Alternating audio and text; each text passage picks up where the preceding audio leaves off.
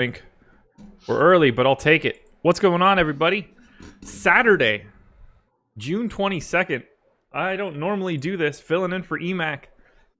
We've got a 7-game early slate. We've got a 5-game main slate. Should be a nice Saturday of coverage. Adam, what's going on, man? I don't normally talk to you on the weekends.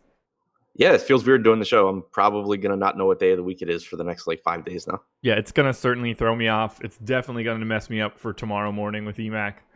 It's not gonna come together all that well. It's the first Saturday show I've done, and I can't even tell you how long. What are you gonna do? It's fun. 2 separate slates. They both look solid. From what I see, we don't have any real issues unless I'm totally crazy. I think the only weather issues are in that little mini 2:00 slate. Yeah, which makes it even worse. Right. Yeah, everything is coming up fantastic. So. White Sox, Texas, maybe? Yeah, I think it's just normal Texas summer. It could rain over the stadium. It probably won't. Okay. There we go. That'll work. All right, let's do the plugs. MLB Strategy is the promo code, 50% off your first month with us. Any monthly package you choose, including packages with Fantasy Cruncher. If you're looking to check out awesemo.com, that is the best way to do it.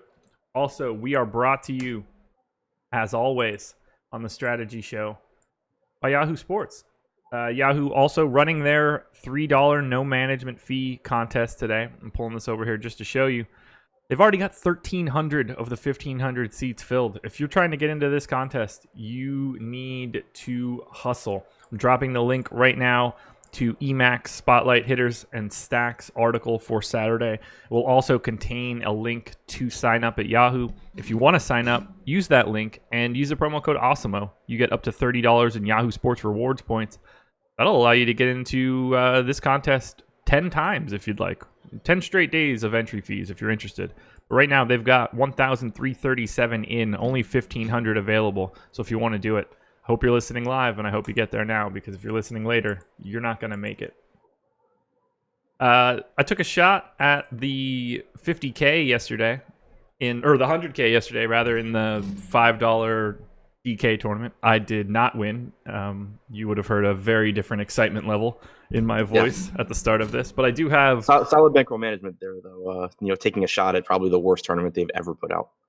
Yeah, the pay structure wasn't the best. 100K to first, 30 to second, 15 to third. If you finished 10th, you won $750, aka you got your money back, ignoring the rest of the year. My favorite was that if you come in 9th, you're at the final table, you get $750, where the winner gets 100K. Yeah. Couldn't even get you 1,000. Just really, really had to kick you while you're down. Yep, 1,000 went to 8th. Winning stack: 5-man Mariners, 3-man Brewers, lots of 5-man Reds stacks at the top. Shout out to Aaron Nola, shout out to Herman Marquez, but real shout out going to Walker Buehler, who just absolutely put a thumping on the slate. Not that was super surprising. We knew that he had the ability to do stuff like that. I didn't think that he had the frequency in comparison to someone like Chris Sale or Trevor Bauer, but he certainly went out there and did it. The 5th place entrant in this contest left $700 on the table and didn't stack at all. I was going to say, there was a really long time last night where non-stacks were just winning everything. Yeah. Brandon Adams apparently did it a lot because he was just, at one point, I think he had 5 teams in the top 10, and I'm not sure any of them were stacks. Yeah, and that was working out perfectly because we weren't getting a lot of home runs. They were coming from all over the place, and the more spread out scoring is, the more stacking is less important. And it ended up getting this person 8 entries, got to 5th, but not a single stack. Nothing at all. I had the overview pulled up. Highest scoring team, the Mariners, 132 fantasy points. And then the Giants, the Reds, and the Brewers all came in over 100. I was double the field on the Mariners. I had quite a bit more of the Giants, more than double the field on the Reds, and I still was not profitable in this tournament. So if you're curious as to why this payout structure was so awful, didn't help me out here at all. Yeah, it didn't really affect me because my teams were just trash. I did well on pitching, but I wasn't really happy with the hitting exposures I ended up with, and then the slate played out exactly like I thought. So I was right not to be happy. I turned down a little bit of my reds at the 0 hour. I wish I would have had a little bit more. I'm happy with all my hitting. I'm even happy with pitching. I had... Let me make sure I get this right. I pulled pitching out of this just so we could look at the stacks. I have my exposures up and your exposures up. I ended up with 11% Walker Buehler, so... Yeah, I ended up with 0. Yes, you did. I see the little blank cell right next to my name. I didn't really pay up at pitching. 54% Aaron Nola worked out for you, though. Yeah, I was underweight on sale. I had I might have had no Bauer or very, very, very little Bauer. I know I had no Buehler. You had no Bauer in this contest and 18% sale. I had 70% split between the two of them, which, didn't work out all that well. So pretty much wasted all of my Walker Buehler. I was half the field on Nola. Basically just transitioned most of that to German Marquez. So it all kind of just ran in place. And if you're going to be able to finish 6th with a unstacked lineup, I'm probably going to have a hard time getting there. Who did he have? Jan Gomes, Matt Olson, Hanser Alberto, Jose Ramirez, Dylan Moore, Kristen Stewart, Kettle Marte, obviously, Nick Senzel. No stack. Craziness. I mean, I guess, 75,000 people might not be the worst idea to have one completely empty, but it's probably never going to finish at the top. Initially, had run some non-stacked lineups yesterday, and then when the Giants lineup came out completely different than I expected, I didn't have time to remake all of my lineups. That one did not help. Did not help at all.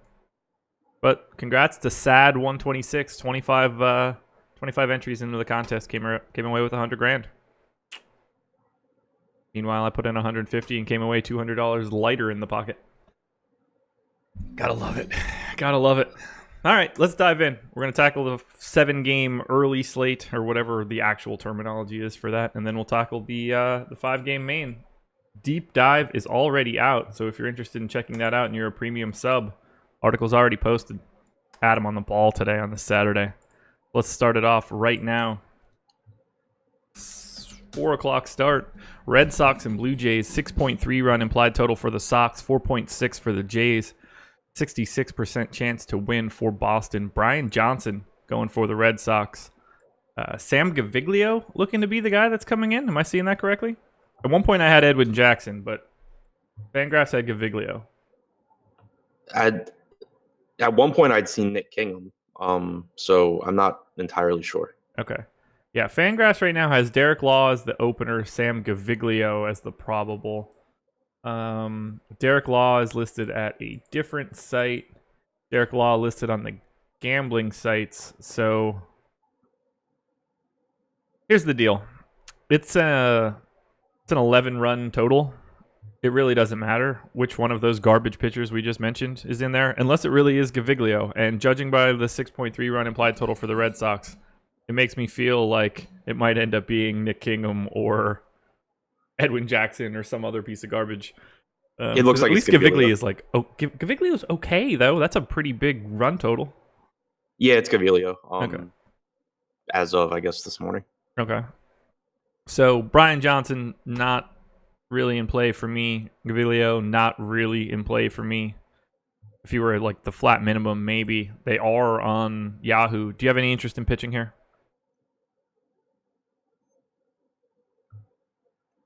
I didn't catch the last thing you said. Do you have any interest in pitching? No. Just a question to you. Yeah, that was really bad timing. For my, I don't know if I guess it's the internet. I still haven't plugged into the router. But it just got like really choppy for a second, and I missed what you said. But no, because Gaviglio outside of Yahoo, like you said, he's not minimum priced. I'm not really looking to take him against the Red Sox. And then Brian Johnson, I don't really know how deep into the game he can go. I think the most pitches he's thrown with the Red Sox this year is like 70. It's obviously an okay matchup against Toronto, but it's not like he's a great pitcher, and we're not really getting a discount on him. So I don't really see getting to him either. Yeah, I feel the same way. Red Sox and Jays, from a hitting perspective, Blue Jays look pretty good. Red Sox, pretty expensive on DK. I think that I prefer Toronto just because of their pricing. Am I crazy here? You think you prefer who? Toronto. Okay. Yeah. I mean, like, obviously, I think that the Red Sox are a better hitting team. That should go without saying. Yeah, I mean, I think the pricing on Toronto is more favorable. You're still getting these guys that have power that are really cheap. Guerrero and Grichuk are still sub 4K on DraftKings. Hernandez now is 4,100, which is still fine. Danny Jansen is free. He's not very good, but he's free. So yeah, I mean, full stack wise, I think I still prefer Boston. They have 6.5 implied run total, and they have a lot of really good hitters. They might have Rafael Devers back in the lineup, which I think would make a huge difference if we can get another left-handed power bat in here against Gaviglio. But as far as just value, I think Toronto's at better price points. Yeah, that's sort of where I'm ending up as well. Benintendi 3,500 on FanDuel looks kind of nice. Do you expect to get to Boston here? Yeah. Okay. Just because, I mean, they have a 6.5 implied run total. Yeah, I'm anxious to see how they shake out in the top stacks calculation with relationship to ownership, because I don't get the sense that they're going to be super highly owned just because of the way that they're set up. So many expensive bats. They might be a team that you have to sort of try to get to. Right. I would expect them to probably be lower owned than their chances of winning the slate or being the top scoring stack, just because, like you said, they're really expensive. And we know that people, not that there's a ton of pitching to pay up for on the slate, but we know that people like to pay up for their pitching and they don't like taking chances on pitching. So I think that there's a pretty good chance that you'll get, especially, if you do the expensive version of the stack with, the good hitters at the top, probably lower ownership. Yeah, I mean, to get to Betts, Martinez, Devers, Bogarts, you are loading up on a ton of expensive bats. Yeah. It's like probably the most expensive stack. You're probably looking at like Chacin plus Hernandez or something. Ooh, sounds great. Yeah. Sounds great. Favorite bat in this entire game? Guerrero. Okay. Yeah, I feel the exact same way. I think that's been my answer in every Toronto game for the last 2 weeks. Yeah. And I think Grichuk is probably second for me. Yeah, probably. Craziness. I don't have anything else here. Just if you can get to Boston, get to Boston. They're probably the highest scoring team on the day, or have the highest likelihood of being the top scoring team on the day. It's hard to talk too much about Mookie Betts and JD Martinez. Everybody knows they're good. Right, exactly. Yeah, don't take that as us like skipping over them because we don't really like them. It's just Mookie Betts and JD. Yeah, you'll have to do a little bit more manual manipulation to get them in an optimizer, but you should be doing that as well because they're the Red Sox. Corey, Jackie go ahead. Something I caught on Twitter. I think it might have come from the Pitching Ninja account, but I could be wrong. But Bradley apparently had like a toe tap at the beginning of the year that he's completely eliminated now. And he, of course, has been hitting a bit better lately. So maybe there's something to his actual improvement. Interesting. That's a weird thing to get away from in like the beginning of a season, but seems to be working for him. Yeah. Corey Randall in YouTube chat, does the coupon code work if we try the weekly membership? No, it does not. It's got to be monthly. Phillies and Marlins, 5.2 run implied total for the Phils, 3.8 for the Marlins, 64% chance to win for Philadelphia. Vince Velasquez going for the Phillies. Alicia Hernandez going for the Marlins. I don't know, what do you have, 40, 50% of Hernandez? I feel like he's like your number one exposed pitcher every time he throws. Yeah, I'm sure I'll have a ton here. Yeah. I know, it's not crazy. I mean, at that price point, it's a scary place to pitch for sure. But there's not a lot to pay down for today. Right. I mean, there's really no question that the Phillies are going to have a monster game here because I've stacked them a ton for the last like 4 days when they've sucked. So I'm sure they'll light up my pitcher. But yeah, just not a lot of cheap SP2s. The guy had like a 34% strikeout percentage at AAA. He's put together 2 good starts in his first 2 with the Marlins. Just a really appealing price tag. It would be one thing if he were priced up to like 8K or something, but he's not. He's still at a price point where as long as he doesn't get absolutely lit up, he's probably not going to hurt you too much. And he certainly has the upside to be a slate winner. Man, if Vince Velasquez were priced like him today, like he is on every other site, where Velasquez is $1 cheaper than Hernandez on Yahoo, he's $200 cheaper than he is on FanDuel, just $6,800. I really like Vince Velasquez in both of those scenarios. I don't like him at all at 8,700 on DraftKings in comparison to 6,500 for Hernandez. Yeah, I mean, like, how many pitches is he going to throw is the thing. Right. Oh, I have him in for 4.6 innings right now, which is fine by me at $2 above the minimum on Yahoo, and would be great on DK at a minimal price tag just because. That feels like a lot of innings. Really? 4.6? You didn't hear me. You didn't like flip that and hear 6.4 or something. Innings in like a month and a half. You broke up a little bit there. The most pitches he's thrown in the last month and a half is 38. And he faced 11 batters on the 16th. Yeah, that does feel a little high, actually. That's what I'm saying. Like, it's Velasquez, so it's like, he can go deep, but he hasn't been used in this role in actually a really long time now. Yeah, I'm gonna dial that back a little bit. I mean, ultimately, I wasn't playing him one way or the other. Well, Yahoo would have been up in the air at 2 above the minimum, but on DK, it's not like I'm getting into the 8s for Vince Velasquez today. Right. Let's walk that back. So what do you want to do for hitting here? Since obviously Hernandez is a guy on the table for you, but Philly's got the second highest implied total in a home run happy park with quite a bit of power from top to bottom. And how do you manage it? Tag, Yeah, these guys are not expensive. Philly's actually my number 2 stack on DraftKings as of right now. Number 1 on FanDuel, or at least tied for it with the Reds and the Blue Jays. And then on Yahoo, Philly's at the top of the heap. So talk to me about what you like here for Philly.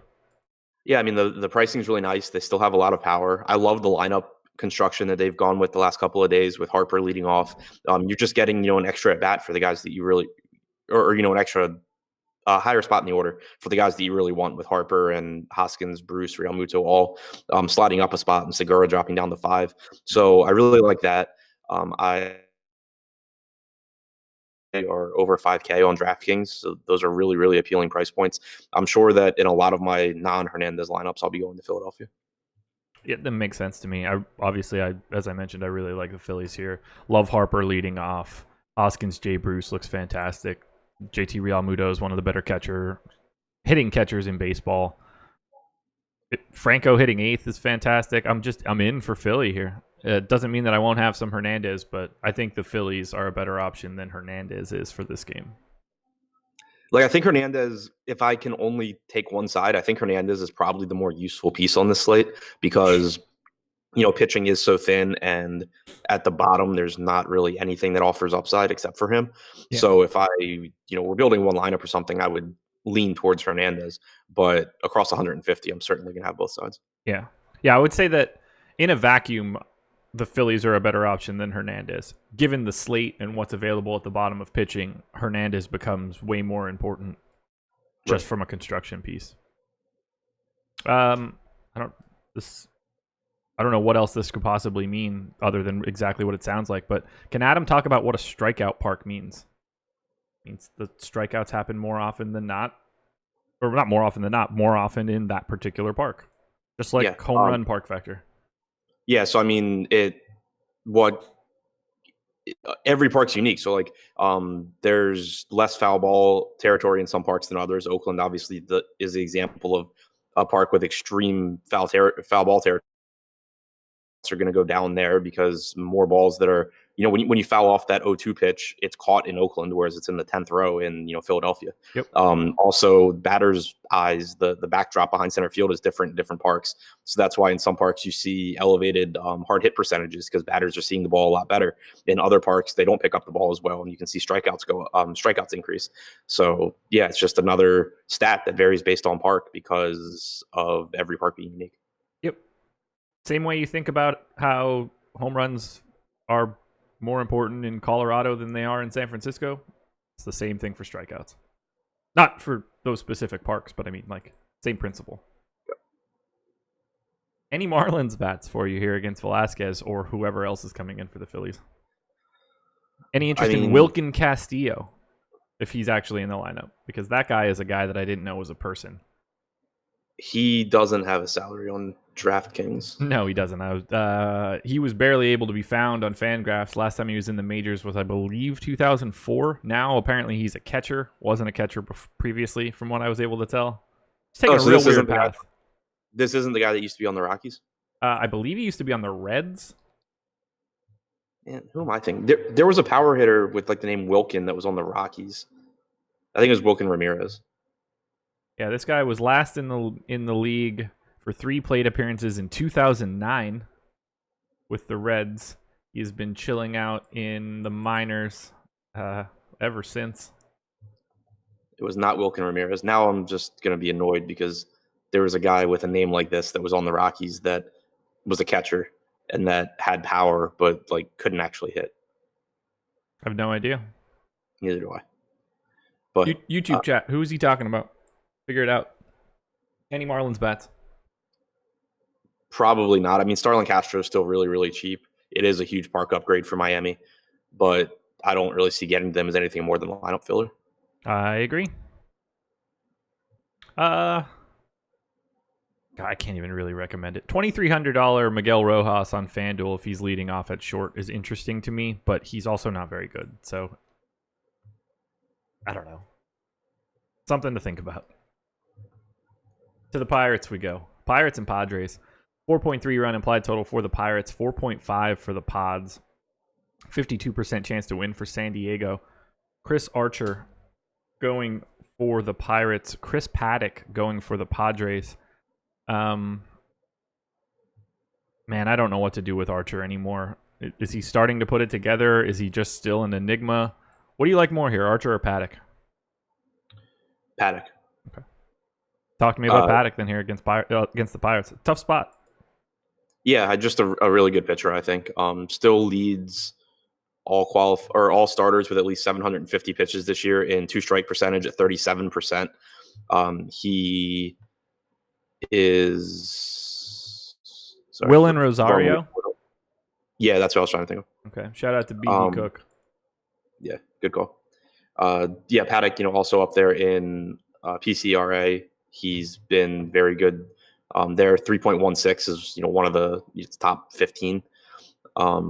It's right in line with his ERA as well. Not a lot of barreled balls against him.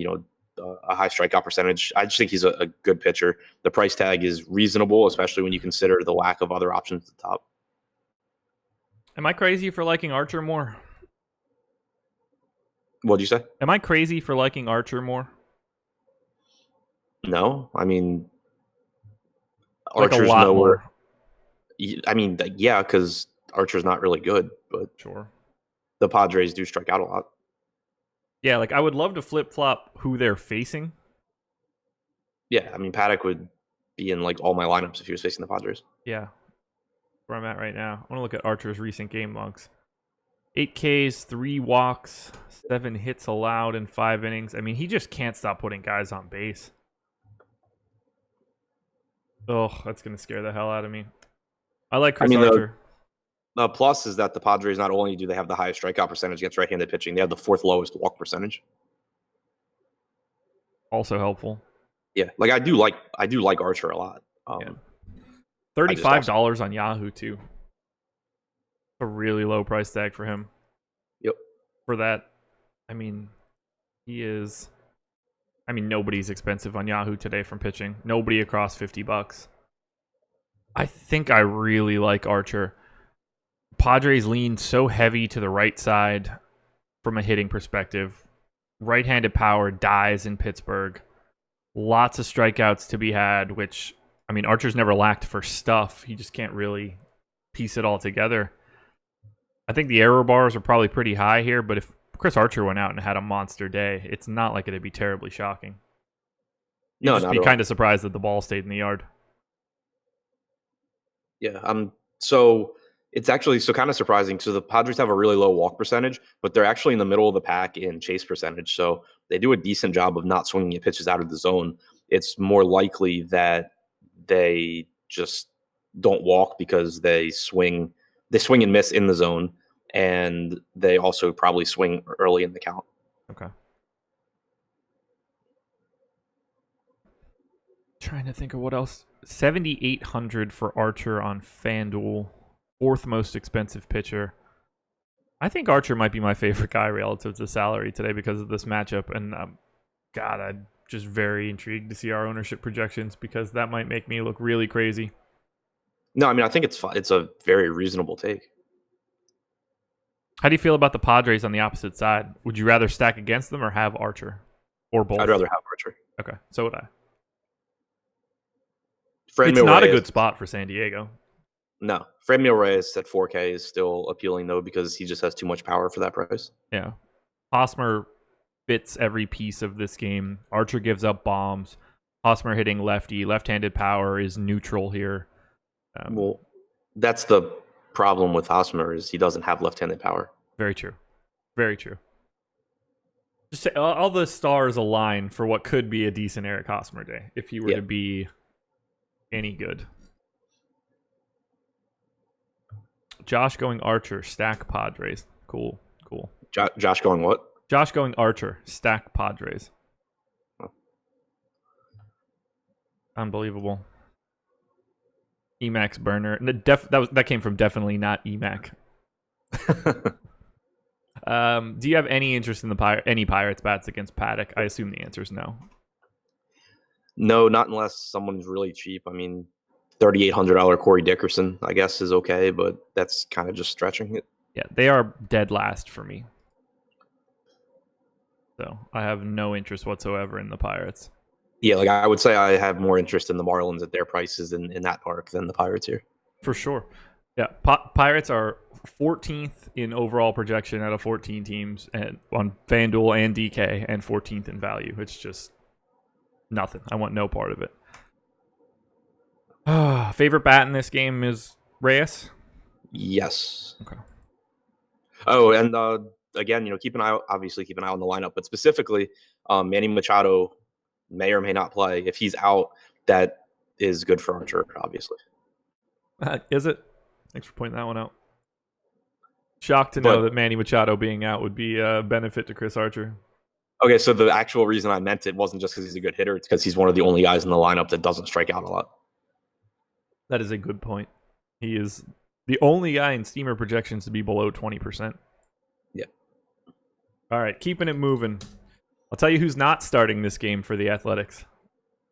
Frankie Montas. 4.5 run implied total for the A's and Rays. 50-50 game here. Mike Fiers going for Oakland. Yanni Chirinos going for the Rays. Jesus, what is Chirinos' price? All I have are the pound signs. 10-3 on DK. Oh boy. Okay, what is going on here? Yanni Chirinos is $10,300 on DraftKings and $6,500 on FanDuel. I like him on FanDuel. Yeah, no shit. He was up here on DraftKings his last start too, and it was like a 5-game slate or something. He got like 20% ownership in this same matchup. Which, look, I think he's a good pitcher. He shouldn't be 10-3. If he's in the 9s, that's fine. Really, but the more egregious thing here is that he's 6,500 on FanDuel. Yeah, I mean, you should probably be averaging out the DraftKings and FanDuel salaries and pricing him there. Yeah, absolutely. He's $42 on Yahoo. So they got it. Yeah. Yeah, they're all over the map. I can't really advocate for too much Chirinos on DraftKings. Do you like him here? On DraftKings, no. He's a good enough pitcher. Yeah. He has a 3.62 xFIP. He's struck out 23.9% of hitters. He has a slightly below 5% walk rate. All that stuff's good. The A's don't strike out a ton. They're in the bottom half of the league in strikeout percentage against right-handed pitching. They're at about, I think, 21%. 21.1%. They've been league average in terms of production. The park doesn't do any favors for strikeouts because, as we mentioned earlier, so many foul balls become outs. It's just like, I think Chirinos probably has a good game, but I don't think I need to pay over $10,000 for someone to get like 17 points. No, I feel the same way. If you want to fire him up anywhere, FanDuel's the spot. Especially in Oakland where, damage should be hard to come by.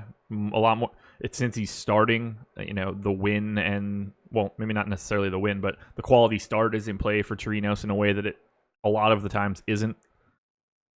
Just something to think about there. Do you have any interest in Mike Fiers? Fiers, $1,600 more expensive than Chirinos on FanDuel, but $1,000 cheaper on DraftKings. So we're really just all over the map here. Not really interested in Fires either. If I'm gonna take a chance on a pitcher, I'd rather just save almost $1,000 and go to Chris Archer against the Padres. Yeah.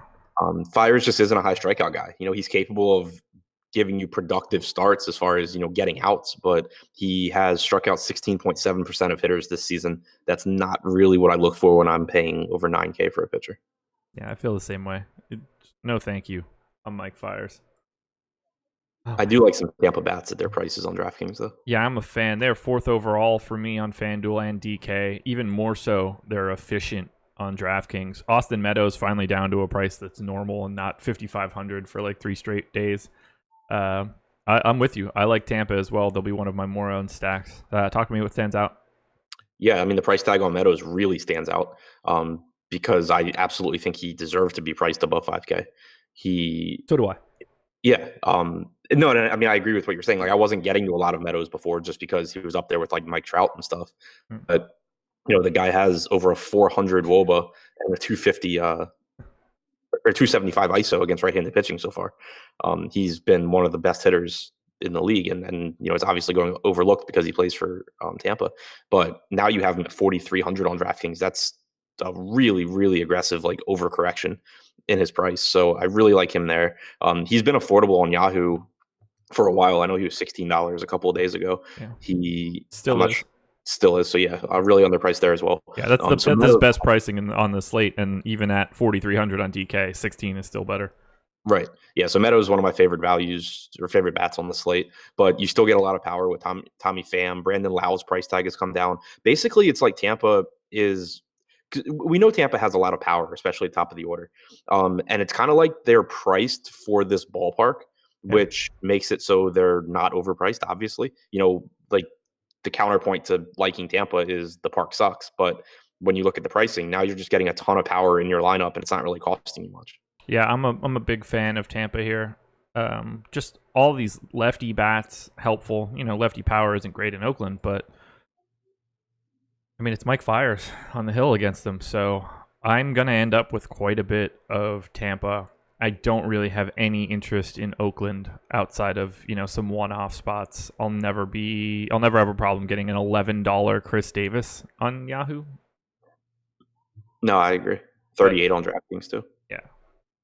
But I don't really need to stack up Oakland. Yeah. Other than the park, the one downside I would have about Tampa is that most of their hitters that you really like are left-handed, and Fires pretty consistently gives up more power to righties. But, again, the price tags, I think, kind of make up for that, and it makes it so that I do still really like Tommy Pham and obviously El Garcia. Favorite bat in this entire game? Meadows, yeah. Same. Oh, on a totally unrelated note, I kind of just saw it. Well, not totally unrelated, but I saw it the other day. I was looking at something. What do you think Willy Adames' WRC plus is against right-handed pitching since the start of last year? I don't know which direction you're leading me, and I don't know if I should guess like -6 or 400. And one of those, I don't want the answer to be the wrong one. So I'm going to say that Willy Adames' weighted runs created plus against right-handed pitching since whatever date you picked is 16. Is what? 16. It's like 118. Okay, fuck.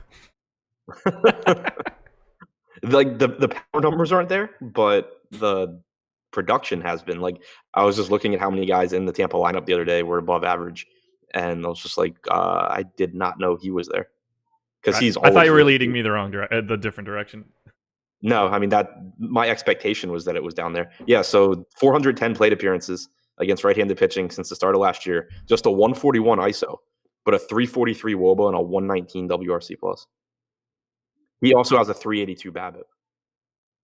There you go, Willie. But he's also really fast. So. Yeah, I was gonna say that could just be correct. I mean, it's still obviously high. Right. But 330 is not outlandish for someone with that kind of speed. Right. Yeah. Let me see what's. Of course, it's not going to be on this page. Oh, there it is. I'm trying to see what his expected WOBA is, but it's taking a minute. There it is. Okay. So, yeah. So I mean, his expected WOBA Okay, I don't know. The site I'm looking at has like totally different numbers, so just ignore that. But yeah, Perfect. Fangraphs has him as being like well above average. Okay. Good to move on. Yep. Indians and Tigers. Indians 5.1 run implied total. Tigers 3.8. The 63% chance to win for Cleveland. Aaron Savale? Am I getting that right? I have no idea. Okay. Well, guy named Aaron is pitching for Cleveland. Spencer Turnbull going for the Tigers. Best I could tell, Savale not available on FanDuel. $28 on Yahoo, $6,700 on DK. Are you planning to get to either one of these guys on DraftKings? Maybe some of the Cleveland guy, because Detroit is just such a favorable matchup. His minor league numbers aren't anything special. He doesn't. He projects for like 6.8 strikeouts per nine, according to Steamer. It's simply a case of he's a cheap pitcher. There's not a whole lot of cheap pitching to like on the slate, and he's facing the Tigers. I think I have him ahead of Hernandez. I think you might be out of your mind. Matchup, man. It's not like I think that he's a better pitcher, It's but not like Hernandez's matchup is bad. no, but it's a very advantageous strikeout matchup against the Tigers. Well, yeah, but it's a guy that doesn't strike out guys at Double A. Also true. Also true.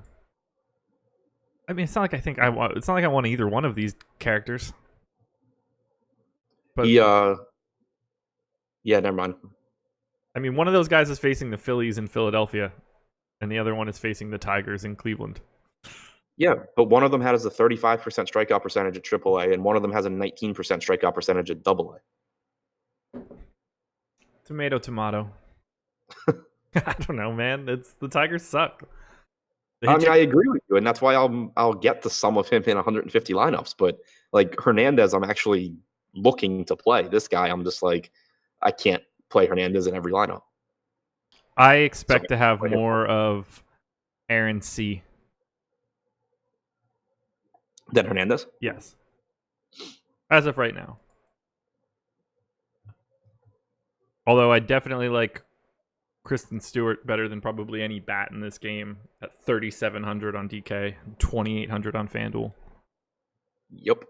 And I don't really want to stack up either side of this game. I don't really like the Indians. They're bad. They are bad. I really wish that they would either start playing more games in like pitchers' parks or facing worse pitchers. I mean, better pitchers. Or like their pricing would get fixed, because I'm just really tired of like, these guys suck, I don't want to play them. Oh, Jason Kipnis is $3,000. Right.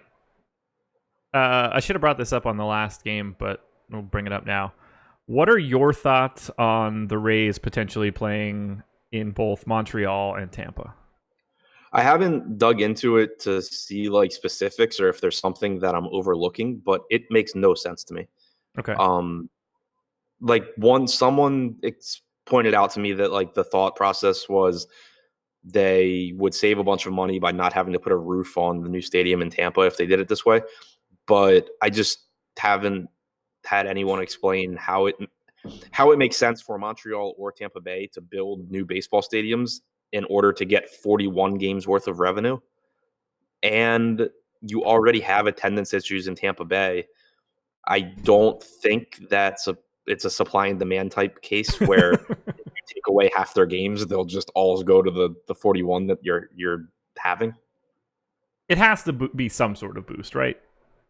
You would think. I think it's more likely they just don't care about the team. It's also possible. It's also because very possible. I mean, From what I understand, they greatly prefer the Lightning.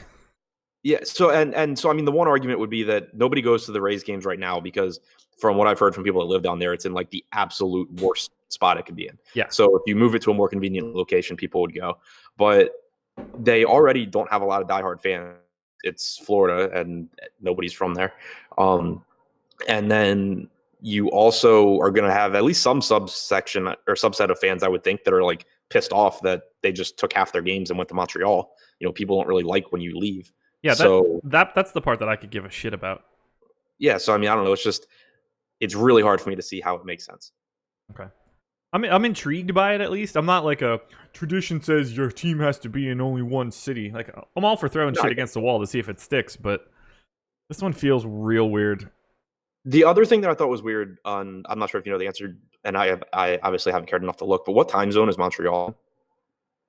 Canada, I don't know. They metric time. I mean, because so like you're gonna have the Orioles playing Tampa Bay 19 times a year, and like I guess a quarter of those would be in Montreal, where like if they're in Central Time, now you're not even like playing on your normal. They are in Eastern. Oh, okay, so that doesn't matter then. Okay, yeah, it would have been really interesting if this was like the Padres going to Montreal. Like sometimes they're a 10 o'clock team, you know. What did you say? I said it would be really interesting if it was like the Padres and splitting their time with Montreal, Right. and it's like one night you're playing 7 o'clock series, the next night you're the late game. Yeah, exactly. But yeah, I mean, I don't care about the location thing. It's just it's interesting from a tax perspective, and like a living perspective for the players. So the Rays would have even less, an even harder time getting free agents when they tell them that half their games aren't being played in Florida. I just love that everybody's like, they should just move to Montreal, man. Nobody wants to be in Tampa. Montreal's a great baseball city. It was like, if they were so great, they'd still have their damn team. Nobody was going to that shit either. I've heard Montreal's a great city, but sure. Yeah, if they were a great baseball city, they never would have lost their team. Right. Yeah. My dad was in Montreal for a game once, and he said like people weren't even going to pick up foul balls. They just like stayed in like aisles and shit. There was like if I wanted, I know he still has the ticket stub. I can find the date, but the attendance on the game was like comically low, 1,000, 2,000, something real stupid. It was either the last year of Montreal or like the second to last year. And I mean, to be fair, I was like, he was like, I could have had like 15 baseballs. Yeah, like, I think they might have had like similar issues to Tampa though, where like their stadium was garbage and people just didn't want to go. Right. Yeah, I don't know. Craziness. Any other bats besides Kristen Stewart? Castellanos. Bama Metal Jesus says, will they be called the X-Rays? That's good. That's good. I'm going to assume that you didn't come up with that, and that made it to Twitter already, but if you did, I like it. You need a team like Nashville. This must be a hockey conversation, because I was like, that's not a team. I mean, wait, what did they say? You need a team like Nashville. Maybe meant in like Nashville, which I don't think would be a very great market. I mean, I'm all for giving Nashville anything. Sure, love that place. I mean, they're not going to. They would go to Raleigh or Charlotte first. I would imagine before they went to Nashville. Yeah, I don't know. Nashville does already have a AAA team. Yeah, I would not expect Nashville to be getting a major league team anytime soon. Mariners and Orioles. 5-run implied total for the Mariners, 3.8 for the O's. 62% chance to win for Seattle. Tommy Malone for the Mariners. Andrew Cashner going for the Orioles. Is this a Cashner day for you? Because I've got quite a bit of interest in Malone. Hang on, I want to go back first and say that I think Nashville very reasonably could get a baseball team, like as one of the next cities. Really? Just they're growing really fast. They already have a hockey team and a football team. I would be very surprised if they got a baseball team over some of the markets that are still empty. Yeah, I don't know. I think Portland is for sure in front of them. International expansion, I'd say you'd be more likely to see one in Mexico or Canada before you would get to Nashville.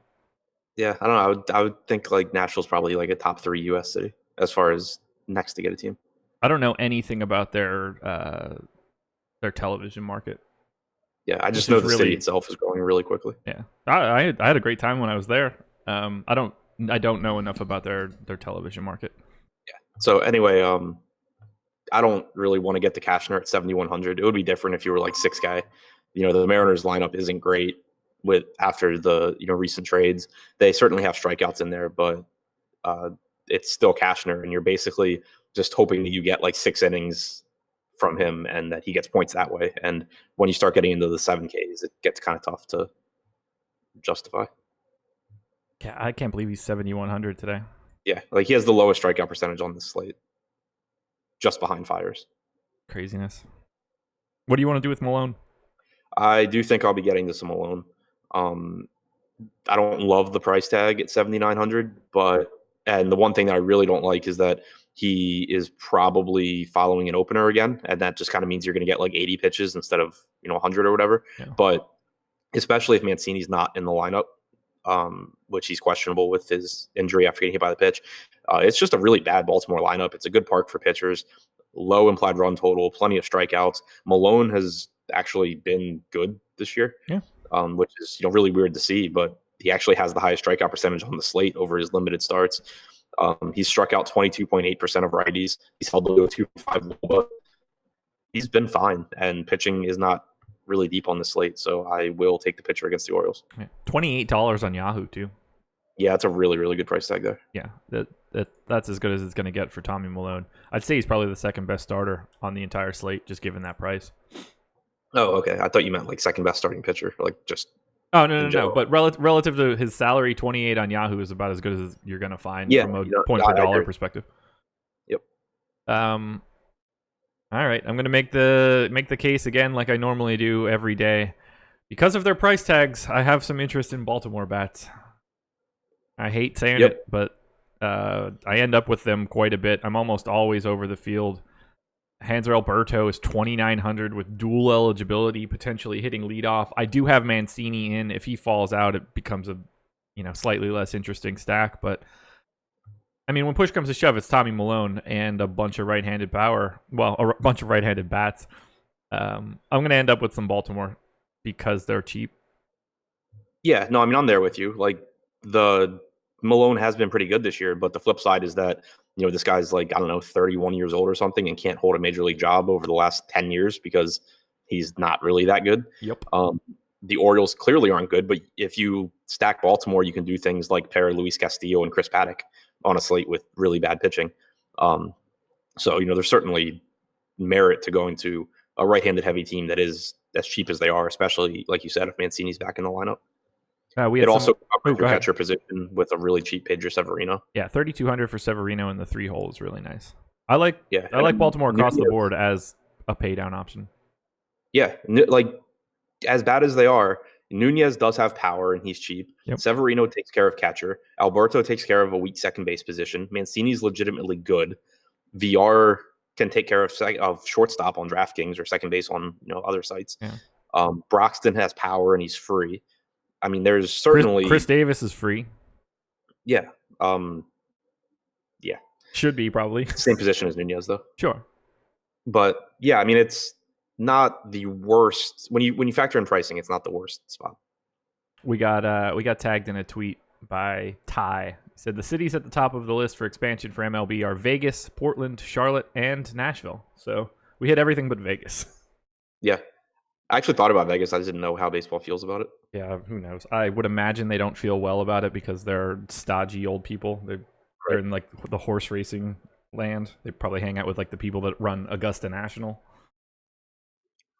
What do you think about Mariners bats here against Cashner? I'm not seeing it as that appealing. They just don't have talent anymore, or at least not enough of it. Yeah, it's just tough now because they don't even have Haniger. Obviously they're not going to ever have Bruce and Encarnacion again this year, but missing Haniger just takes another good bat out of there. You're kind of left with like Domingo Santana and Dan Vogelbach as your power options. Malik Smith gives you some speed. Kyle Seager was good at one point in his career. I don't know. He's cheap. Yeah, it's just Cashner's okay. The Orioles bullpen's bad. The price tags are okay on Seattle. They're not a priority for me, but like I would rather go to Seattle than Miami, or I would say Seattle's like a middle of the road stack for me on this slate. They're actually really bad for me. 12th of 14. This is why pricing matters so much, because you would never think about it when you first look at it. Mariners 5-run implied total, Orioles 3.8. We know the Orioles stink, and yet I will absolutely 100% have way more Orioles than I will Mariners. I think they're really similar for me because, I mean, obviously I like the spot for the Mariners more, and they're just like a little bit more expensive. I think they're a lot more than a little more expensive. I mean, if Trey Mancini's not in the lineup for the Orioles, they don't have anybody above 4K. There are at least 4 guys in the Mariners in the mid 4s. They're like thousands of dollars cheaper. Yeah, but I mean, there's 5 guys in the Mariners projected lineup on DraftKings that are 3,700 or less. Average salary for the Mariners is $39.78. Average for the Orioles is $3K. Yeah, but so like, what's that necessarily getting you though? Like, they're both so cheap that Sure. overall, that I don't think it is significantly more difficult to get the Mariners than the Orioles. That Like, I agree with. Relatively speaking, yeah. You're not opening up that much more because we don't really Right, like, care it too much probably- about getting to Chirinos or potentially Luis Castillo. Right, it's probably the difference between going like Castillo Paddock or Castillo Archer or something like that. Right. Yeah, this is just more like a general output of they are like $1,000 per player cheaper than everybody else. Yeah. You don't see that all that often on DraftKings, but that's because you don't see 4 of 9 hitters being sub 3K all that often, unless you're on FanDuel or Yahoo, I guess. Favorite hitter in this game? Mancini, if he's in. All right, let's say he's out. Jesus Christ, we are picking a lot of garbage here. Nunez? Severino? It's probably Severino because of the position. Right. Oh my God. Would you rather have Nunez or Chris Davis? Nunez. Okay. What a game. All right, let's close it out. Early slate, putting it to bed. Brewers and Reds, 4.5 run implied total for the Brewers, 4.2 for the Reds, 53% chance to win for Milwaukee. Julie Chassin going for the Brew Crew. Luis Castillo going for the Reds. Luis Castillo is like the bane of my existence. When I play him in a big amount, he gets bombed. When I don't have him, he pitches really well. Today strikes me as a day where I don't think I would have all that much of him, so buckle up for a fantastic Luis Castillo game. Talk to me about either one of these guys. Who do you like the most? Yeah, so I mean, I obviously love the upside that Castillo has. It's just that he is really, really expensive.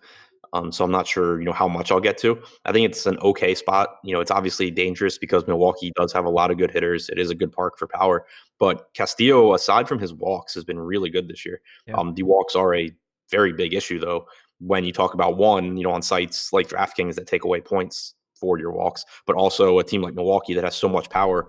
And you have Castillo at a really high price tag. He walks a couple of guys, makes one mistake and gives up a home run, and he's basically not getting to where you want him to be from a fantasy perspective. So clearly a really high upside play, but I think there's a good chance I end up just kind of taking the savings to Paddock or just taking on a bit more risk at pitcher in general.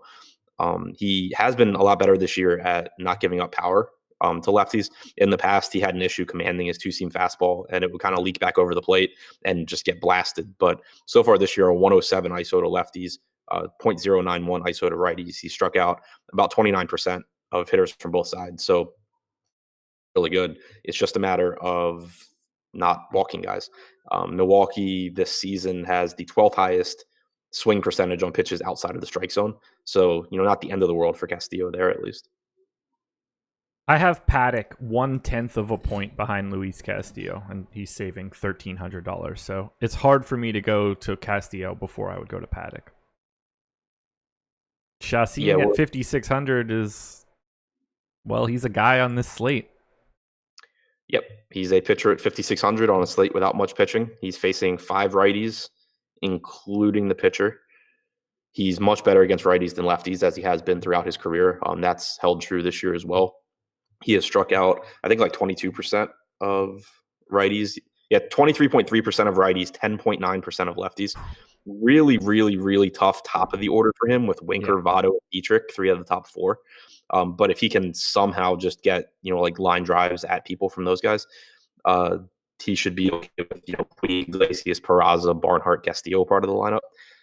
So I'll have some probably just because he's so cheap, and I hope he gets me like 15 points or something, but that doesn't keep me from going to some Reds too, especially the top of the order where they're loaded with lefties. Yeah, I would rather go to the Reds, particularly on FanDuel where they're really, really efficiently priced. But because of the way pricing shakes out, let's just talk DK for now, where I don't expect to get to all that much Luis Castillo, and I find Chirinos not interesting. I then just don't need Chacin. Like, if I'm however we want to come out of this on the Aaron Savale, Alicia Hernandez duo, I don't really need. I can't imagine I need that extra $1,000 today when the most expensive pitcher I'll have in volume is probably Chris Paddock at 9,800. Yeah, I mean, I think that's a good point. I guess counter argument for me is that I don't like the mid range of pitching either. So outside of like Archer. I don't like this So whole slate of pitching. Damn, it's going to be Chris Paddock, Chris Archer, and Tommy Malone loading up my lineups. I'm going to hang so myself. I'm hoping I don't get to a lot of Chacin, but I could certainly see where I'm just like paying up for like Boston or something and just end up with a really cheap Chacin. Yeah, I just kind of wish that Chris Paddock was like 1,100 or 11,000, just so like I could feel a little bit better. But now it's just I'm gonna jam in this group of Paddock plus a bunch of guys I don't trust. Ugh, it's gross. So I probably like the Reds bats more than I like the Brewers bats, but we're certainly getting two sort of styles of hitters. Obviously, much more power in the Milwaukee lineup. Do you expect to get to a lot of Milwaukee here against Castillo? Probably not. The one thing that does stand out though is they are priced for the matchup on DraftKings for sure. Yeah, they are cheap on FanDuel. What'd you say? They're cheap on FanDuel. Yeah. How are they on Yahoo? Locaine is $8, Ryan Braun 9, Travis Shaw 7, Arcia 7, and then you get like Yelich at 25, Moustakas and Grandal both at 19. So it's peaks and valleys. Yeah, so they're affordable everywhere. Yeah. So Castillo is good, but he does have at least one legitimate issue, and that's his walks and the extra guys he's putting on base. So when you talk about an offense that just has as much upside as the Brewers do and as many good hitters as the Brewers do, and you're able to get them at these price tags where you're not really sacrificing a whole lot, like you can stack the Brewers for probably less money than you can stack the Mariners. Yeah. And getting a team full of guys that are above average hitters compared to the Mariners. So in a great park. So in that regard, I do have interest in the Mariners. I have the average salary for the Brewers $10 higher than the Mariners. Just, and that's average, so we're talking about sort of different ways to do it. But yeah, I mean, they should not be the same like that. There's a lot more talent in a stack of the Brewers than there is in the Mariners at this point. Right. Yeah, so that's excellent for Milwaukee. I guess we need to talk about this a little bit more. So what would you like in a red stack here? Jesse Winker, 2,700 on FanDuel. Votto, 3,100. Suarez, 3K. Derek Dietrich, 2,700. I mean, you're getting first, second, third, and an outfielder. 1, 2, 3, 4 in a Reds lineup. And you're basically not spending money. I mean, even if you were trying to pair him with that $6,500 stupid Yanni Chirinos price, you can have like $4,000 left over when you finish building this lineup. There's just you have infinite money today on FanDuel. Yeah, and even to some extent on DraftKings. Yeah, all those guys are just in the low fours. You can still put Dietrich at second on DK. You get the same positional stack. You can add a fifth if you want. If you really need to bring Tucker Barnhart with you, or you want the power of Puig at 4,600. The Reds are affordable, and they're not as bad as I thought they were. I'm surprised they're not getting a little bit more love against Chacin here. Does 4.2 runs here sound weird to you, given the park? Not really. I mean, Chacin overall is okay at preventing runs, but like once you get past Yasiel Puig, like this lineup is bad. Iglesias, Peraza, Barnhart, Castillo. Yeah. Yeah, I agree. Like if it were like 4-4 or 4-5, I wouldn't like bat an eye. Like I wouldn't have even like noticed. But if it were like 5 or something, I'd be like, that's higher than I expected. That makes sense. Yeah, Reds are my 6th overall stack on FanDuel and DraftKings, but they're my second best value on FanDuel. So I think that's going to be the spot where I have quite a bit of them. So let's just sum it all up. Favorite starting pitcher and favorite stack for this early slate. Either Paddock or Archer. Starting pitcher. Okay. Favorite stack, probably Boston, just because I think it's going to be easy enough to get to them. Okay. Give me Archer and Don't hold me to that. I'll delete this audio tomorrow morning when Archer gets bombed. Yeah. I honestly think that my favorite stack is the Phillies. No, Rafael for Boston hurts. Yeah, that's not going to be helpful. What do we got going on here? Yeah, I honestly think my favorite stack is the Phillies. I think that's fine. Yeah, they have the highest target percentage for me, just ahead of Boston. And if I flip that and pull Devers out, Boston will probably fall a little bit, probably right behind Toronto. Alrighty, you want to bang out these 5 main slates?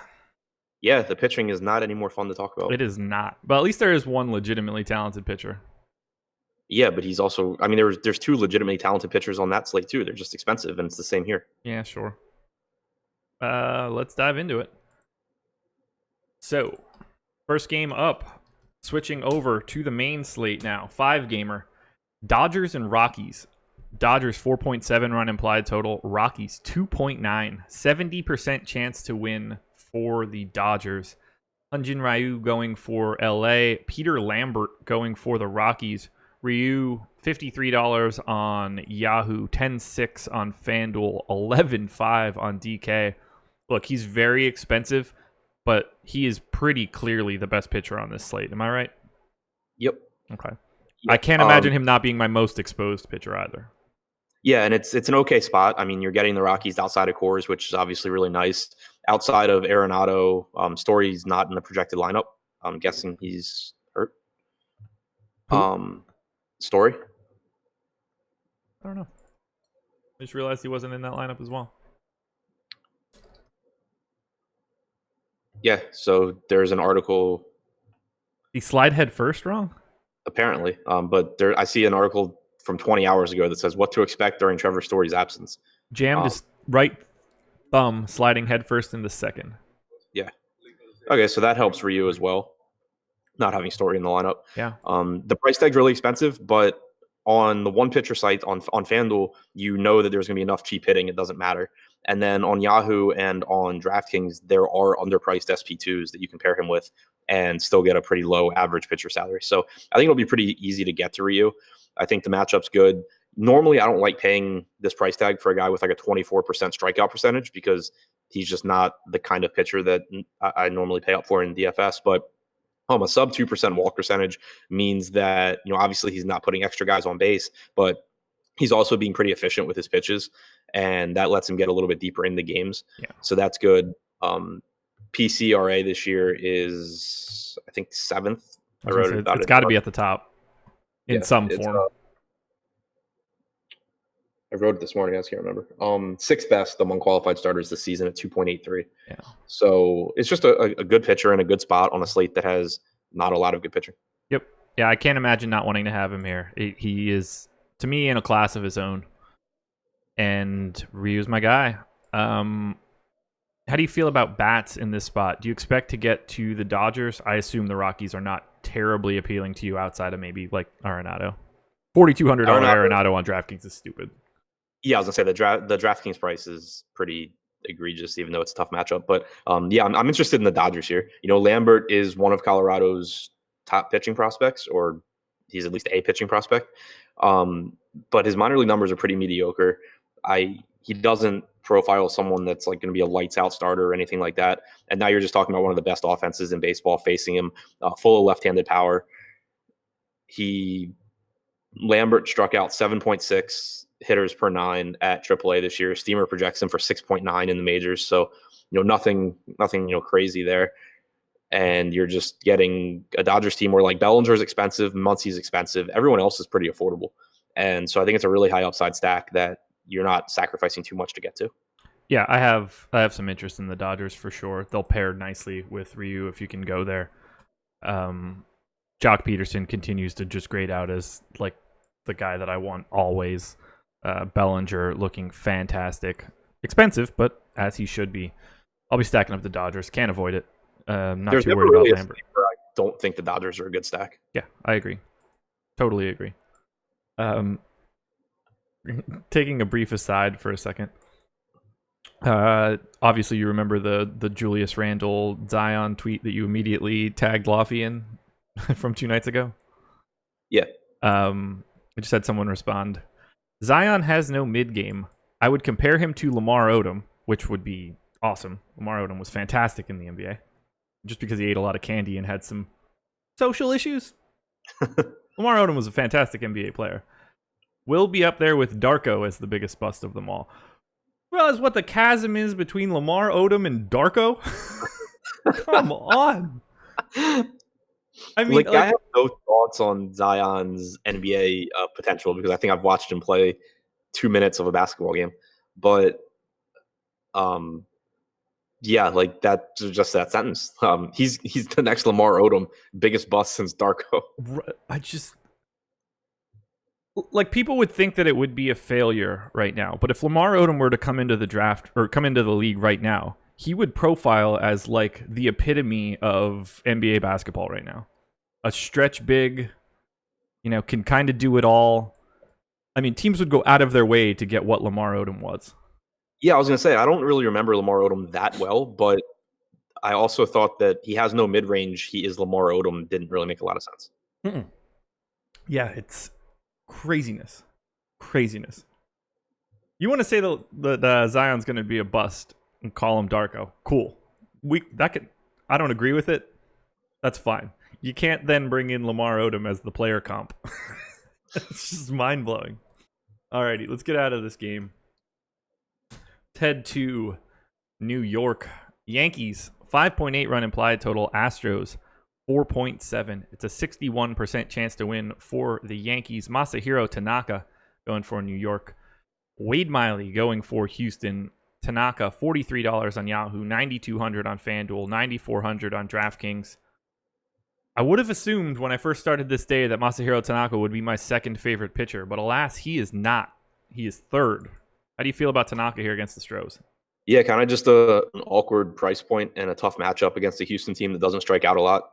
I think Tanaka has improved as the season's gone on. I think that his secondary stuff has gotten better. You're seeing the results in his swinging strike percentage and his chase percentage.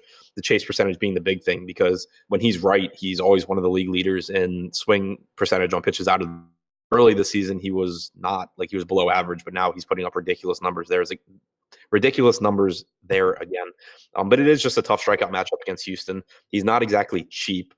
I think that how much exposure you get to Tanaka will likely depend on the White Sox lineup and more specifically what you think of Lance Lynn.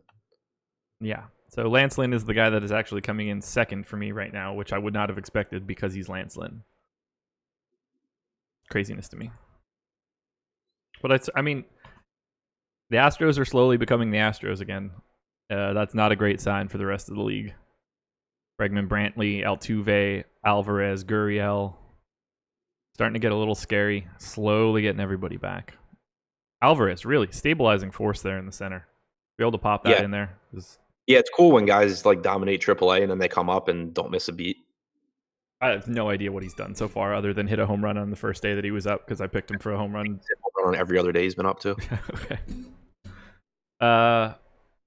Any Wade Miley? There are a couple of cheap SP2s that I'm more than willing to take a chance on. And so I don't really want to pay a mid-range price tag for Miley against all this right-handed power. Yeah. I know he's made improvements and gotten better than he used to be, but it just seems like a minimal upside, very low floor spot. I would say that he's the worst pitching option on the slate. He's like the only guy who, gun to my head, if I had to make an argument for why you should roster him, I wouldn't be able to. Right. Just that Judge, Voit, Sanchez, Stanton, Encarnacion, Torres section is fucking terrifying. How do you not give up a bomb straight through that every time? Someone's going to get right. And even if the thing is, with Miley at this price point, even if he doesn't give up, home runs here, he's probably still not striking them out. He's probably still getting you 16 points, which at 8K you're just okay, whatever. Yeah. Yeah, that 8K price tag is just monstrously too high for what he has to deal with. Am I crazy? This is the best stack of the day, right? The Yankees? Yeah. Number one with a bullet for me. They're definitely up there. I mean, Texas is facing Despaigne in Texas, so True. that. I But see that ISO of Judge. I see it of Sanchez, of Stanton, of Encarnacion, Torres, and it's just like, good. I mean, it might end up being 15 solo home runs, but I don't know how they keep the ball in the yard here.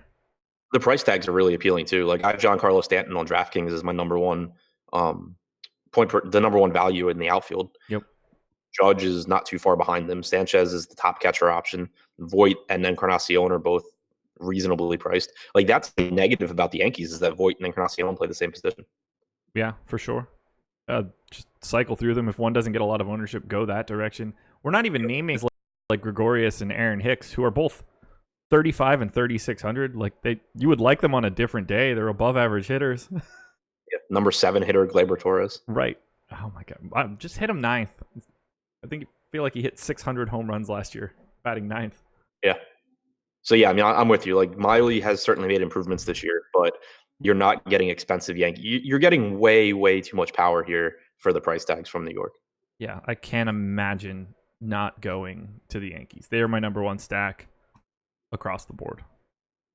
Not to say that I don't have some interest in the Astros, because I think they look interesting too. I mean, the top of the order is great. Brantley only at 4,100. Jose Altuve is 3,400 on draft. What is it? They're asleep at the wheel. Yeah. There was a stretch this year where they did such a good job on pricing. It was so much fun. Yeah. And now it's just so dumb. It's weird. They should have more time now that like basketball and stuff is over, and they just kind of tapped out. Yeah. Altuve being 3,400 is just insanity. You can easily stack the first 4 guys in the Astros lineup, and it won't matter at all from a financial perspective. You can add in a 5th guy if you want to. I want to stack both sides of this game. Then you get to the cheap part of the lineup. Yeah. I mean, Tyler White's... Whatever you think of Tyler White, he's $2,700 on DraftKings. Right, and Trinos is a power option, at catcher. I think I'm more interested in Houston as one-offs or mini stacks because I do have a ton of respect for Tanaka, but even when he's right, he still has home run issues, and you still have a lot of underpriced power here with Bregman and Alvarez, and then Altuve, obviously, Brantley with the short porch in right. I think the most likely outcome is that like Tanaka has a pretty good game, but maybe give up a couple of like solo shots. So I think most of my Astros exposure will probably be like mini stacks. Agreed. The fact that they're just so cheap makes it really hard to not want to get something against Tanaka. Right. Normally, exactly. I have a ton of respect against Tanaka, but like you can't have Jose Altuve be 3,400. Right. It all comes back to DFS game. It's not about what it's not always about who's the most talented or who's the best or whatever. In this case, it is about the talent, and it's that these guys are all at the price point where it clearly is accounting for the fact that he's facing that they're facing Tanaka. Every hitter is a good play at a certain price point, and Houston is at that price point. Yep, completely agree. Let's keep it moving. 3 to go here. Nats and Braves, 5.4 run implied total for the Nationals, 5.1 for the Braves, 52% chance to win for Washington. Anibal Sanchez going for the Nats. Mike Fulton-Nevich going for Atlanta. I don't really have a ton of interest in either one of these guys. They're basically right next to each other in salary. I see their outlooks as similar. I think both offenses are similar in like aggregate talent, similar in power. It's really hard for me to want to pick between these two guys. I think that the thing that I want most here is probably just Atlanta bats, but I would certainly take some of the lefty one-off power from Washington. What do you like holistically in this game? What stands out most to you? The weird Fulton. Really? Yeah. I just think that, especially on DraftKings at 6,400, he's way too cheap. It's not a good matchup against Washington, but so his overall numbers this year aren't good. He was terrible for the first 5 starts of the season. He's been much better over his last 5. Average fastball velocity is up about a mile those last 5 starts. 3 of his top 4 swinging strike and chase percentages this season were in his last 5 starts. If you look at his overall numbers over those 5 starts, they are basically the same as his overall numbers from the start of last year forward. He has a 26.8% or 26.3% strikeout percentage, 8.5% walk percentage, 4.15 xFIP over his last 5 starts. Since the start of last year, 25.3% strikeouts, 8.8% walks, 4.09 xFIP. So basically right in line there with what he's done since last season. Seems like he's back to being the pitcher that we expected him to be. And it's a 5-game slate with pretty weak pitching options.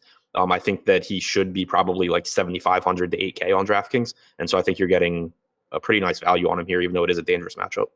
I just don't know what to do with him. He goes through that stretch at the end of May, 7 Ks, no walks, doesn't give up a bomb, gets 8 Ks, no walks, does give up a couple bombs on against Detroit. And then these last 2 starts, 9 walks in 11 innings, but not giving up the home runs, so they're not hurting him as bad. I just feel like he can't put all of the pieces together in one spot, and I don't know if that's a good thing or a bad thing. I mean, to me, what it comes down to is that he's gotten his fastball velocity back. He's basically putting up the same numbers that he has since the start of last year. So like I'm fine now saying, okay, like there's nothing wrong with him. He is who he is. And I think that, a 25% strikeout percentage at 6,400 on a 5-game slate is pretty appealing. It's a Nats team that does not project to strike out all that much, which is kind of surprising. Yeah. I don't know. I don't know what to do here. So I mean, like he's weird. So 6,400. Yeah. You have, when you look at the other pitchers that you would be paying down for, Sanchez is 6,900 against the Braves. I think that it's a little bit tougher matchup for Sanchez. I don't think he's quite as good as Fultonevich. Peter Lambert is 900 less, but he's facing the Dodgers. Tyler Beede, I actually like. Zach Godley is Zach Godley at 6,900. Despaigne is 5,700 in Texas. I think that to me, the clear 2 pay down options are Fultonevich and Beede. I don't. So I guess I was probably talking about that in a weird way. I think that he is the clear pay down option. I'm just not comfortable with it. Yeah, sure. I mean, the Nats are good, or they at least have good hitters. Yeah. I would actually go to Sanchez before I went to anything else below Fulte. Oh, I mean, I love Beede at that price. Okay. But I like the Braves bats in this one more than I like any single piece. Especially these first 4 of Acuna, Swanson, Freeman, Donaldson. This is the spot I'm going to be. They're my number 3 stack overall. Second value on FanDuel, third on DK. Just a spot I know I'm going to be. Yeah, really favorable price tags there as well. The one thing that kind of makes me nervous is you're breaking up. Since hold up, you said one thing that makes me nervous, and then I heard nothing for like 5 seconds. No, Sanchez has been really, really good at limiting right-handed power. Yeah. Since last season, he's allowed a 142 ISO, 280 WOBA to righties. So that does concern me. But, 4K, Dansby Swanson's an appealing price tag. 4,400 for Donaldson is nice. Acuna is just really good. Freeman is left-handed. So I still like Atlanta. It's just they project really well, and so I expect them to be popular. And I think that Sanchez is a bit better than projection systems give him credit for. I had something I wanted to say. Any revenge narrative here for Sanchez for you? Yeah, that's the whole reason that I just gave a whole speech on why Atlanta might be overowned. Sorry, I wasn't listening at all. Nats bats that stand out to you. It's always Trey Turner for me, but I always feel like it should be Matt Adams, Juan Soto, and to a lesser extent Adam Eaton, but mostly Soto and Adams. You in for those lefties, particularly Soto?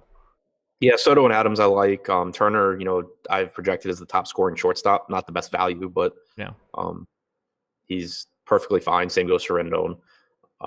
You certainly prefer the lefties against Fultonevich, though. Yeah, for sure. You expecting to get to Nats stacks with any sort of volume? Probably not too much. Okay. Keeping it moving. 2 to go. Then we get out of here. This one should be fun. Rangers and White Sox. 6.1 run implied total for the Rangers. 4.5 for the White Sox. 64% chance to win for Texas. Lance Lynn going for the Rangers. Despaigne going for the White Sox. Not that it matters. You're just going to try to roster everybody against him. No, you have no interest in Despaigne as a paydown option, correct? Right. I'd rather go to Tyler Beede. Okay. So let's talk about Lance Lynn. $43 on Yahoo, $9,500 on FanDuel, 10-1 on DK. I think he's the second best pitching option. The White Sox aren't particularly good, and they strike out quite a bit. And Lance Lynn has become Like a different pitcher than you kind of expect him to be. What do you want to do with Lance Lynn here? Yeah, so he's done a really good job, even going back to last year, of limiting power to lefties, which it used to be that he was really good against righties, but he would give up a lot of home runs to lefties. Now he's still really, really good against righties. He limits power to lefties, still doesn't get a lot of strikeouts. He's only struck out 19.6% of lefties. Granted, the lefties in the White Sox lineup tend to strike out anyway, so I think you'll get you'll get some help for Lynn there. But if Chicago, for whatever reason, ran out a right-handed heavy lineup, then I would love Lynn. Assuming they run out, 5 or 6 lefties, I think that it's still a good play. It's just not quite as exciting because of that 19.6% strikeout percentage compared to 32.8% against righties. So, still a good play, I think, regardless of White Sox lineup. But it would be nice if we got a little bit lucky on the construction that the White Sox go with. Yeah, absolutely. That will matter, but yeah, it's going to have to be Lance Lynn because my non-Ryu lineups are certainly going to be Lynn plus something. Let's talk about Rangers bats. We obviously have a monster total here, 6.1, highest number on the slate. I'm not that interested, and I'm pretty sure that I'm stupid for that. I mean, it's so like on one hand, it's the Rangers, so I'm never gonna say, oh, it's a can't miss spot, but it's a 5-game slate with a team that has an implied run total over 6 and is affordable and has a lot of left-handed power. So I obviously like the spot. Yeah, clearly Nomar Mazara, 3K on FanDuel, 4,100 on DK. It looks good. Chu's really expensive on DK, only 3,700 on FanDuel. They're my 5th ranked stack overall. They're 5th or 6th from a value perspective. I really don't think I'm going to be there. I think I'm just going to have an overwhelming amount of Yankees. I think that's fair. Despani is weird because he doesn't get any strikeouts, but he also does a good job of not allowing power. Since 2016, he's thrown 1,156 pitches to lefties. He's allowed a 118 ISO. So, I mean, that's scary on one hand, but on the other hand, you're talking about a pitcher that doesn't get strikeouts, and he's facing a Texas team that pretty much all they do is hit the ball to the moon or strike out. Yeah. So it kind of plays to their strength. And the really deciding factor for me, it would be one thing if Mazzara and Calhoun and Odor were all 4,800 or 5K, but they're not. Chu is expensive and Andrus is expensive, but outside of that, it's like a value stack that also has the highest implied run total on the board. Absolutely, it's a tricky spot for me. I'm surprised they don't grade out better, but I think that's just a testament to being have a lot of these guys being shitty. Yeah. I'm trying to pull it up real quick. I know last time I looked, the White Sox had a lot of left-handed relievers in their bullpen too. A decent thing to throw directly at this Rangers team. Yeah, let's see. They have, according to Baseball Press right now, they have 3 lefties in their lineup or in their bullpen: Aaron Bummer, Jace Fry, and Josh Osich. Bummer threw 20 pitches yesterday. Fry threw 19 pitches yesterday. Osich didn't pitch. So he's clearly available. Fry and Bummer, I would assume, are available, but maybe not. Okay. Something to keep in mind, everybody. We'll get a lot more information later today, especially once we see the lineup. You ready to close this out? Yep. Diamondbacks and Giants, 5.3 run implied total for the D-backs, 4.7 for the Giants, 56% chance to win for Arizona. Zach Godley going for the D-backs. Tyler Beede going for the Giants. Don't get the sense that you and I are going to be paying for Godley. He is the flat minimum on Yahoo, so I guess if you're going anywhere, that's probably the spot. But talk to me about what you see in Beede here against the Arizona team. Yeah, so I'm with you on Godley. Just not really sure how deep he goes into the game. I expect they'll have a short leash for him, and he's been working out of the bullpen, so not super stretched out either. But for Beede, I think the price tag is just cheaper than his talent level. Yeah. On one hand, the Diamondbacks aren't an easy strikeout matchup. They've only struck out about 21% of the time against right-handed pitching, but they're also in the bottom half of the league in walk percentage, which is where Beede has really had issues. And they have the 7th highest chase percentage on pitches out of the zone, so they'll help him out a bit as well. Beede does have good stuff, and he had good strikeout numbers at AAA. He has a reasonable strikeout percentage so far in the majors as well. He's struck out 23% this year, which is just a higher strikeout percentage than normally you're going to get at 5,400 on DraftKings or $25 on Yahoo. The 14.2% walk percentage is clearly the issue, but I already mentioned stuff about Arizona that maybe helps him out there. Overall, though, it's just a team that has like a 91 WRC plus against right-handed pitching. It's a very, very cheap right-handed pitcher who at least has the ability to have good starts. He's still inconsistent. He still struggles with his control and his command, but it's not like we're paying 7,500 for him or something like that. Yeah, I like him. 5,400 is a certainly reasonable price tag. Makes for a really nice pairing with Ryu. Makes for a nice pairing with Lin too, and allows you to get to, I'd say, the expensive bats, but there aren't even really expensive bats. Right. It's definitely this. Both slates are definitely ones where like I wish I had lineups made so I actually could see how roster construction was coming out for me, because it's been like, oh, all these hitters I really like and they're underpriced, and these pitchers, they're also underpriced. So you might not need the savings, but if you do, I think BD's a good play. I just dropped a weird bomb in Premium Baseball Slack. I thought I was rolling my eyes at Dave posting a fake picture of poker chips, but it was actually Dante. So I didn't mean to roll the eyes because that guy's probably serious. So my apologies, Dante, if you happen to be listening. I didn't mean to roll the eyes at you. I simply just thought your name said Dave. Any Giants bats for you? Brandon Belt. Yeah, same. So I hope it doesn't pay out like yesterday where they start showing up in all of my crunches. Yeah, the Giants are a cheap stack that you probably don't need at all. But Brandon Belt in particular, really good hitter and cheap against Godley. Buster Posey, a cheap catching option if you want someone to walk a couple of times and be a single. Are you a Mike Yastrzemski guy? I mean, pretty good bloodlines. Yeah, you would think. You ever watch that show, Bloodline? Former Oriole minor leaguer. Is he really? Yep. Shocked they let the talent get away. I mean, there's a lot of former Orioles in this game. You got Walker, you got Jones. Caleb Joseph, right? Yeah, Caleb Joseph. Why do I know that? Because you could only roster Gossman when you call it for an entire year. Maybe. There's so much important information that I've pushed out of my head just to retain that Caleb Joseph played for the Orioles at some point in time in their life. That's just like, if I wish that I could defrag my brain like a hard drive, because there's plenty of shit in the wrong spot, and Caleb Joseph being on the Orioles and me caring to know that, it's pretty close to the top of the list. Yep. Favorite bat in this game? I don't think I have one. Belt.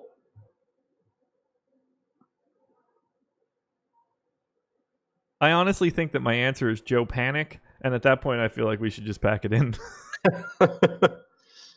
Yeah, it's easily Belt for me, and then Posey because of his position, and then Peralta because he's inexpensive. Oh God, it really. I think that I would put Joe Panic in a lineup before I put anybody else in, with the hope that I could upgrade later.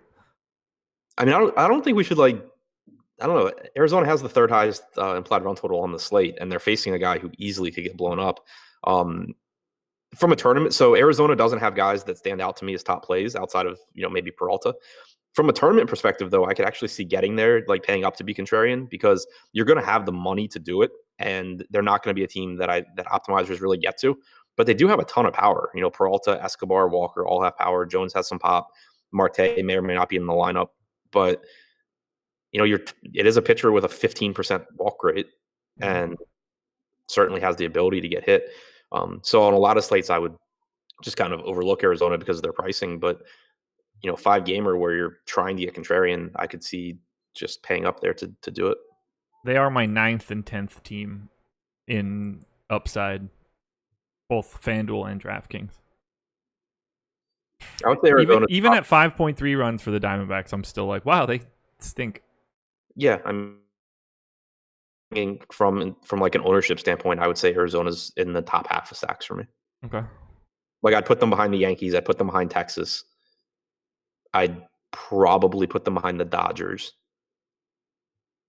And then it kind of just comes and starts being a coin flip between like them, the Nats game. Yeah. It starts being how do they fit, not necessarily right. How do they profile.